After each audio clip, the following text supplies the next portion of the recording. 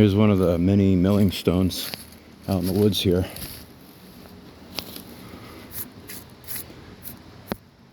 You can see some red staining on the top right there. But what I wanted to show you was right here. I think that's it.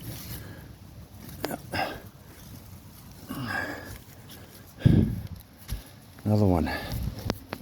Another pestle, or not a pestle, probably a milling stone and a grinder.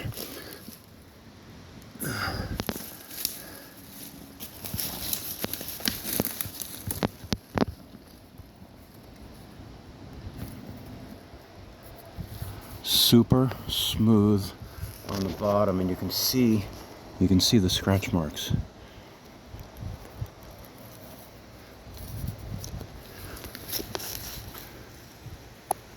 Yeah, this is a two-hander. My left hand would go here and my right hand would go here on the side, and I would mill like that. I'm gonna put this back. But they seem to be a foot, like in the shape of almost like in the shape of a foot. Let's put this back.